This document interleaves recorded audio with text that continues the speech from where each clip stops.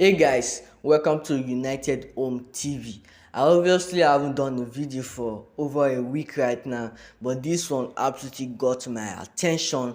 Ole Gunnar Solskjaer have dropped another video, and like you always do, you obviously drop video every 6 months talking about Man United, the past, and just the players and the poor recruitment and the poor structure of Manchester United. You have yet drop another video, and this one is on the overlap with Keane, Gary Neville, and Jamie Carragher. He absolutely talked about many things about Manchester United. I know many of you are expecting to watch this video on this my channel, but because of the copyright infringement, I absolutely have the right to post the video and interview in this my channel, so you can check the link in the description and also in the comment section. Just click it, you can watch it on YouTube. So let's just talk about the Ole Gunnar Solskjaer interview. Like, it talked about Ronaldo, talked about how we failed to sign youngsters like the likes of Bellingham, the likes of Declan Rice, the likes of Haaland for just £20 million. So he talked about many things, and one thing about Ole's interview is just whenever Ole drop an interview, I absolutely get sad, because the rest of my days will just be thinking about the past, because hearing that this man talking about all these things, it actually shows that he single-handedly tried to put the club together without a structure, and he failed to do that just because of poor Man United structure. The club let him down with their poor and improper structure. So this is just the things I'll be talking in this video. So firstly, let's talk about what Ole feels. So Ole, on the season he got sacked as Man United manager. Yeah, here's what he said. He said, "I'm 100% sure that we would have finished in the top four in the Premier League if I would have stayed that season. Absolutely sure, because what happened after I left didn't really improve things." He's saying the truth right there. He's absolutely saying the truth. One thing I love about Ole is just the confidence he has as a manager. He's just the confidence, and the way he tried to pull the club together when there is no proper structure. I just love that aspect about Ole. I absolutely love that aspect about Ole. And do you think we would have finished in the top four in the Premier League if Ole wouldn't be sacked? Let me know your thoughts on the comment section. For me personally, I think we would have, yes, we would have. Man United were so impatient. They would just be doing changing managers, and the cycle still continues. So we need to be patient with manager. We shouldn't have this type of error again in this our football club. So Ole still went on to say the worst feeling for a manager is not knowing what you are going to get from your team. When you have Scott McTominay, Fred, Matic, you have players who are going to give everything, is the best feeling. One thing about this coach, I absolutely don't know what manager sees in Scott McTominay. I absolutely have no idea. Different managers Scott McTominay have played under, they are just praising Scott McTominay. They are not saying any single wrong statement about McTominay. I absolutely don't have any idea. We, the fans, we don't know what Scott McTominay gives on the pitch. For the past years he has been at this club, we absolutely don't know what he offers for Man United. But Ole trying to say having McTominay, Fred, Matic, it is the best feeling. I absolutely can't relate to what he's saying there, because I don't think those are the best players he's calling, except from Matic. But Fred and McTominay, they didn't hit their full potential at Manchester United. And I know majority of you guys are gonna stay behind me on that. Fred and McTominay didn't give their all for Manchester United. So Ole on 10 Hag, this is what I know majority of you guys want to hear. He said, "I hope he's going to succeed at Manchester United." That's what all my United managers are going to say. We hope he's going to make it, but you never know what the new owners are thinking. So it's about results and consistency for the rest of the season. This is the point every time is right now. It's about getting the results, getting your consistent results. Be consistent until the end of the season, because we have the Ineos group. The Ineos group, you can see that they have got ourselves a new CEO. They are trying to get a new director of football. They are sacking some players, sacking some people up there, getting some new head of negotiation, head of recruitment, new board members, and just everything is running through the club. They are trying to make a huge overhaul, not just in the team, but also in also higher up at the club. So I think if Eric Tang is not consistent before the season ends, I don't see us getting that top four again. So we only have the FA Cup left for Eric Tang to prove he needs to stay at this club. So I think Tang's job is at risk. So he needs to give us the result. If not, he's gonna get sacked by the Ineos. So Ole is saying the damn truth in that place. So let's talk about the Ole, how he failed to sign Bellingham, Haaland, and Declan Rice. So let's start up with Erling Haaland. So Ole said this. He said, "I had him Erling Haaland in model for 2 seasons. The summer I got here, Man United, I jacked the club and said, you have got to sign this boy. He will be the top class." That was June, July, and 2018, and they said no. This just shows that the club, some people will say Manchester United should sign players that they feel will work for the manager, but they're actually signing players that they feel will work for the club in general. The manager needs to pick the kind of player that will be very good in that position he needs the player for. You can see this about Erling Haaland right now. Imagine if Erling Haaland had been at Manchester United from 2018. I think we will not be at the club for 6 years right now. Wouldn't Haaland have dominated the Premier League for long for us? We might have got maybe 2 or 3 trophies already because Erling Haaland is there. And some people were saying if Man United have signed Erling Haaland there, they would have ruined his career. I don't think that is true. He is a top talent. He has always been a top talent. So only Gunnar Solskjaer has been a good manager. He's trying to do the works alone. He's bringing and recruiting the best players in the world. As a manager, he had no one there to back him. Your motto was absolutely doing no work. Richard Arnold was doing no work. Ed Woodward, nothing. The people up there are doing nothing. The Glazers are not supporting him just for £20 million. They didn't get Erling Haaland. Isn't that terrible? Isn't that absolutely terrible? So let me know your thoughts on the comment section. Do you think if Manchester United have signed Erling Haaland back in 2018, do you think we would have ruined his career and stopped him from hitting his full potential like he's doing right now on Manchester City? That's what majority of fans are trying to say. So let me know your honest thoughts on the comment section about that. So about Jude Bellingham. Where is this? I can't see the Jude Bellingham. Yes, here is it. So Ole on trying to sign Jude Bellingham. Says Jude he was in the building in quarantine. Yes, he absolutely did a tryout Man United. So I was there. Sir Alex Ferguson was there. Blah blah blah. We were all at quarantine.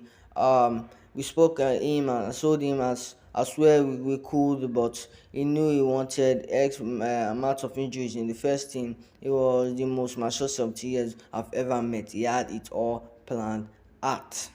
Oh, that one was absolutely painful. It was absolutely painful.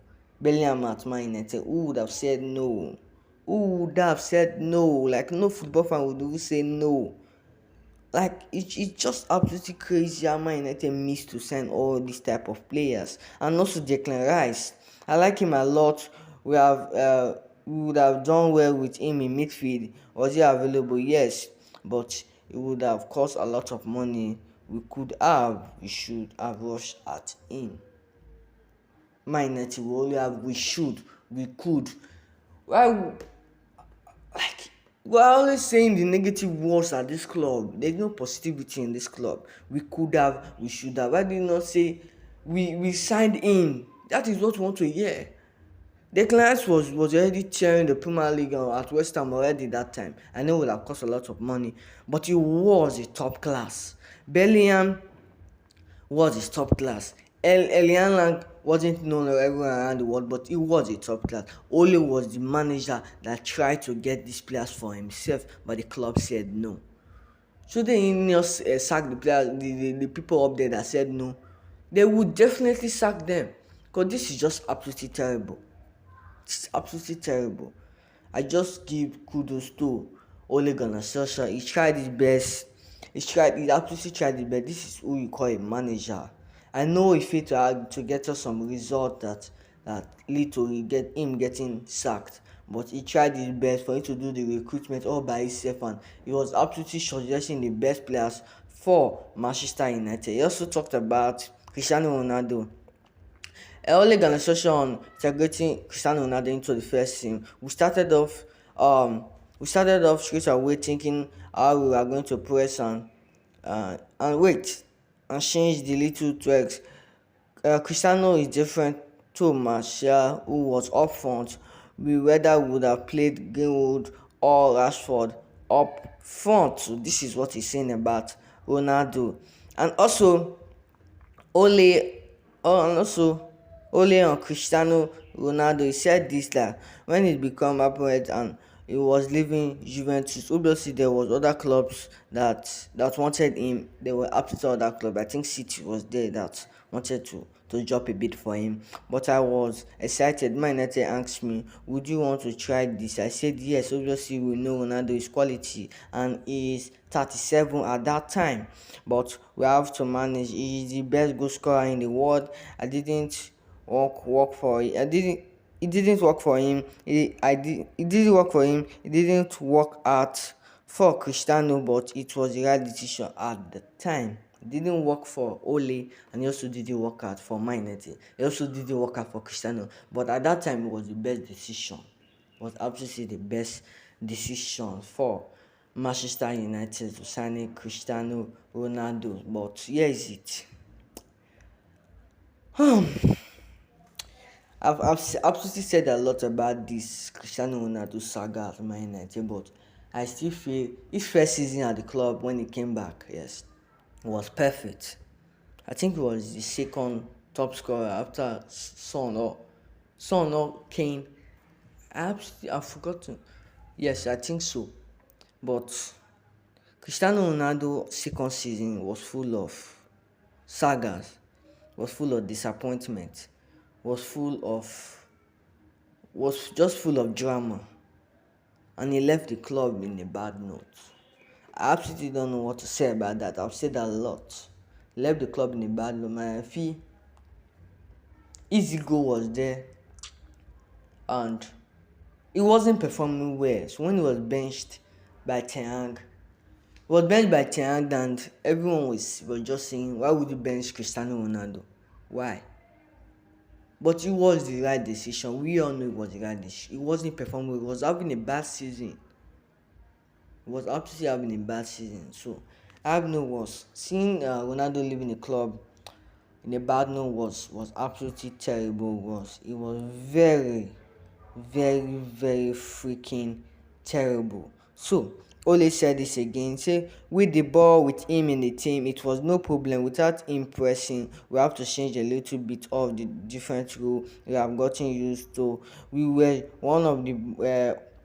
one of the highest pressing team before Ronaldo joined. Ole on Cavani was the one that suffered the most when Cristiano Ronaldo came in. He would have played and got Cavani into the certain way of understanding the way we played. And so, one thing I love about Ronaldo and Cavani at Man United that time was it was a great that was a great do. We all know what was a great do. Cavani didn't have some game time when Ronaldo came. He was just on the bench, coming on 70 minutes, scoring some important goals for us. And one thing I love about Cavani was how he tried to adapt in the team with Ronaldo being up front, and also not so leaving the club without any drama. I love and respect Cavani for that. But seeing um Ronaldo pressing, this have just been talk of the town. Ronaldo was 37 at that moment. You wouldn't expect him to press, but you still signed him. So what's your point of signing Ronaldo when you want him to press or not? He was 37. It was absolutely 37. You won't expect a 37 years player to be pressing. I know we were the highest pressing team under Ole, but you wouldn't expect Ronaldo to be pressing. He absolutely gave us the goals in his first season. He gave us the goals. So there's still Rashford and Greenwood for those players to press. Ronaldo tried to press, but it wasn't enough for Ole. I understand Ole in that aspect. So Ole on the players. He also said this about Bruno Fernandes, Maguire, and the captaincy. So he said this about Maguire. Let's talk about Maguire. He said, I love Maguire as captain. He was the leader of that group when I was at the club. He also said this about Bruno Fernandes. He said, I knew Bruno Fernandes had captain qualities when I was manager at Man Utd. He's got the personality and quality, but he knows and I've told him that he is too passionate at times and loses a bit of control.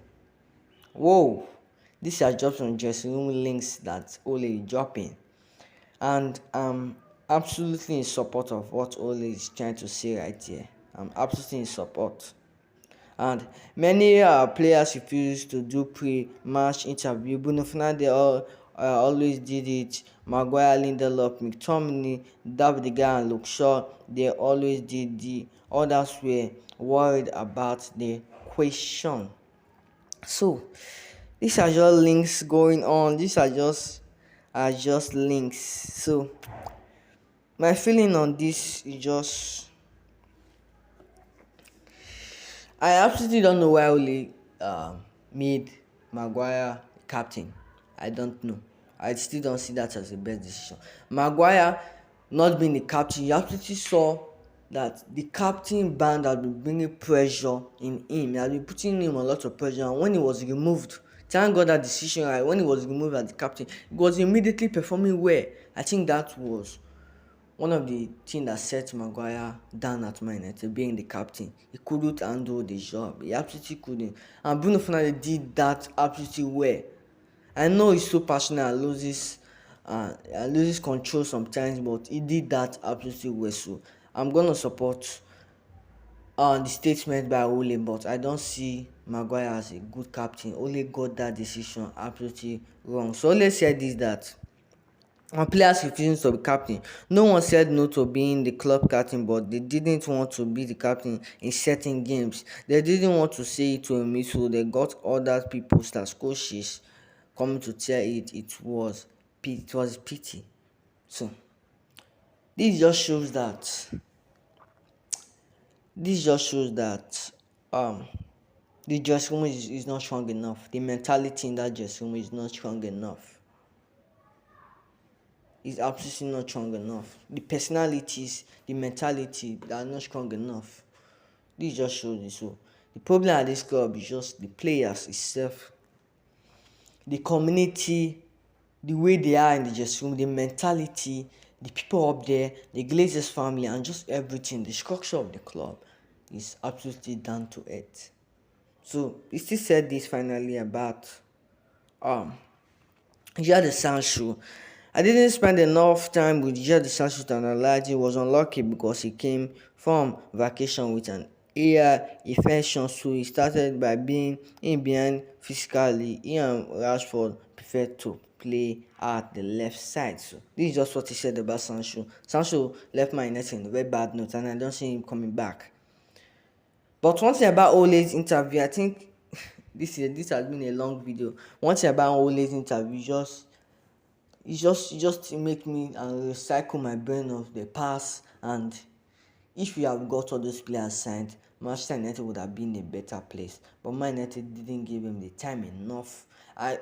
If you remember that time where Ole was the manager, I was absolutely against Ole being sacked. I was against Ole being sacked. I wanted him to stay. So Ole tried to do this club and tried to progress with this club single-handedly, and it didn't work out because the Glazers didn't support him. The people up there didn't support him. John Morton wasn't there. Richard Arnold wasn't there. Woodward wasn't there. So Manchester United was just a mess from the beginning. Ole tried to put the club at the right place, but he couldn't. And I'm absolutely not gonna blame him for that. I'm absolutely not gonna blame him. Then Bet from the United States said this. That's why I kept this for you guys. He said, "Can tell from Ole's interview that a lot of that dressing room and strong enough mentality to be a United player. Can have all the talent, but United can trouble the best. That's why it's massively important to do through background personality checks on future signings." So this is what she's trying to say. Absolutely correct. So let me honest thoughts on the comment section. What do you think about Ole's interview? Talked about Manchester and talked about the entire club, and it has been terrible. Imagine if Man Utd have signed Elian, signed Bellingham, signed Declan Rice at that time. We would have been a better club by now. I know you all believe we would have been a better club, but he tried his best, but Manchester United let him down. They absolutely let him down. And Ole against Manchester City, those were my best time of Ole Gunnar Solskjaer at Manchester United. So this has been an interview that this is just my reaction. I feel Ronaldo disappointed at the club a lot. um some players don't have the mentality, didn't got the Maguire captaincy right, and the club should have signed those players he suggested them to sign. But that just shows that Manchester United are a club full of craps. There are people out there that don't know what is going on, that don't have football knowledge. That's just it.